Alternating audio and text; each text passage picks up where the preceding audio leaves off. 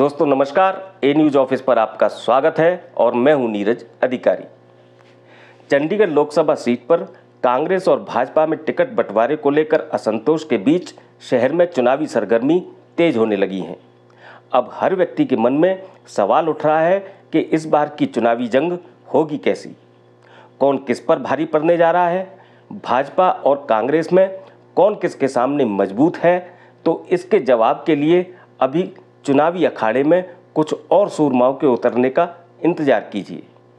ये सूरमा कौन है और चुनाव में इनका रोल क्या रहने वाला है, ये भाजपा और कांग्रेस को किस तरह चुनौती दे सकते हैं, आज इस पर चर्चा शुरू करने से पहले आपसे निवेदन है कि यदि आपने अभी हमारे चैनल को सब्सक्राइब नहीं किया है तो सब्सक्राइब करके स्वस्थ पत्रकारिता को अपना समर्थन जरूर दें और साथ में बेल आइकन भी दबा दें ताकि हमारे वीडियो के नोटिफिकेशन आपको मिलते रहें।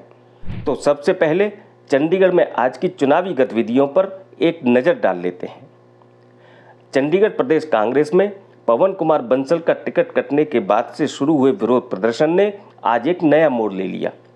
बंसल गुट से जुड़े कांग्रेसी अभी तक प्रदेश कांग्रेस अध्यक्ष एच.एस. लक्की के खिलाफ मोर्चा खोले हुए थे और एक के बाद एक अपने पद से इस्तीफा दे रहे थे। लक्की से उनकी नाराजगी इसलिए है कि पवन कुमार बंसल का टिकट कटवाने में लक्की का सबसे बड़ा रोल रहा। लिहाजा बंसल गुट के कांग्रेसी एच.एस. लक्की पर कई गंभीर आरोप लगाते हुए उन्हें अध्यक्ष पद से हटाने की मांग कर रहे थे। लेकिन ये बंसल गुट जिस काम से अब तक बच रहा था वो भी आज से शुरू कर दिया, यानी कांग्रेस उम्मीदवार मनीष तिवारी का विरोध।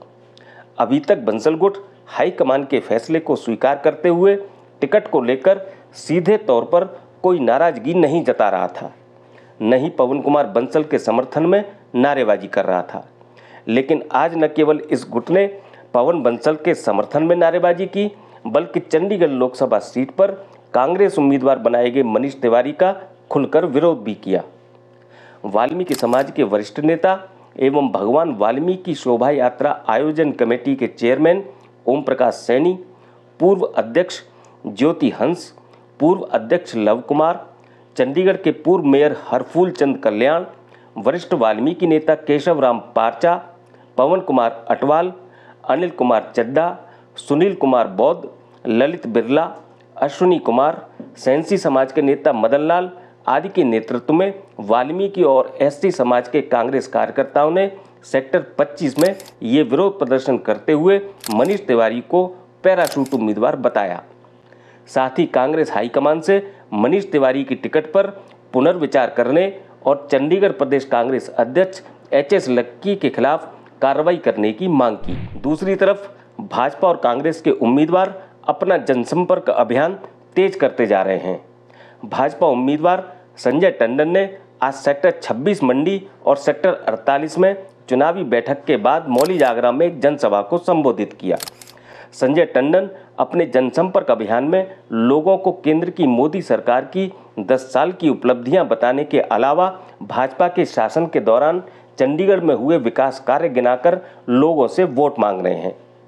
मौली जागरा में संजय टंडन के पहुंचने से पहले इंडिया गठबंधन के प्रत्याशी मनीष तिवारी ने मौली जागरा क्षेत्र में पैदल यात्रा कर लोगों से बातचीत की। वोट और समर्थन की अपील करते हुए उन्होंने लोगों की समस्याओं को सुना और उन्हें हल करने का आश्वासन दिया। मनीष तिवारी ने आज अपने पहले चुनावी वायदे के रूप में लाल डोरा के बाहर बने घरों को नियमित करने का वायदा किया। अब बात करते हैं चंडीगढ़ लोकसभा सीट के चुनावी मैदान में भाजपा और कांग्रेस दोनों को चुनौती देने की तैयारी कर रहे सूरमाओं की। इनमें सबसे पहला नाम है हरजिंदर कौर और हरदीप सिंह। ये दोनों अकाली नेता हैं। पंजाब के साथ चंडीगढ़ में भी 2019 के लोकसभा चुनाव तक भाजपा को शिरोमणि अकाली दल का साथ मिलता रहा, लेकिन पंजाब में गठबंधन टूट जाने के बाद चंडीगढ़ में भी भाजपा और अकाली दल के रास्ते अलग हो चुके हैं। लिहाजा अकाली दल इस बार चंडीगढ़ लोकसभा सीट पर भी चुनाव लड़ने की तैयारी कर रहा है। चंडीगढ़ के चुनावी इतिहास में ये पहला मौका होगा जब अकाली दल का प्रत्याशी भी भाजपा और कांग्रेस के उम्मीदवार के सामने होगा। आम आदमी पार्टी यहां इंडिया गठबंधन के तहत कांग्रेस उम्मीदवार को समर्थन दे चुकी है, इसलिए भाजपा मान रही थी कि 10 साल बाद इस बार उसका सीधा मुकाबला कांग्रेस प्रत्याशी से होगा, लेकिन अकाली दल की तैयारी ने न केवल भाजपा बल्कि कांग्रेस की भी परेशानी बढ़ा दी है। चंडीगढ़ में अकाली दल का मुख्यतः सिख वोट बैंक माना जाता है।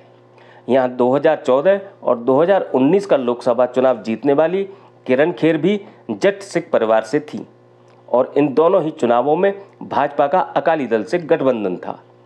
इस नाते माना जाता है कि उन्हें चंडीगढ़ में सिख वोट का भी फायदा मिला था, लेकिन इस बार अकाली दल के अलग चुनाव मैदान में आ जाने से भाजपा का सिख वोट बैंक प्रभावित हो सकता है। इसी तरह कांग्रेस और आम आदमी पार्टी का भी सिख वोट बैंक बढ़ सकता है।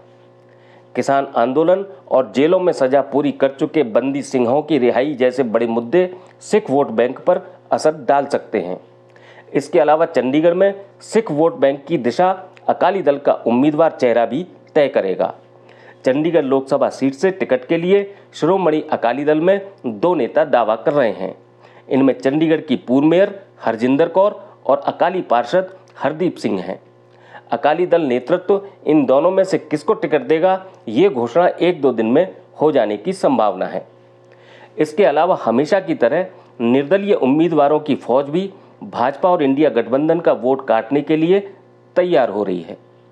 पिछले 2 लोकसभा चुनाव में निर्दलियों के प्रदर्शन की बात करूं तो 2014 के लोकसभा चुनाव में कुल 13 निर्दलीय उम्मीदवारों ने चुनाव लड़ा था और राजनीतिक दलों के 15,760 वोट काटे थे।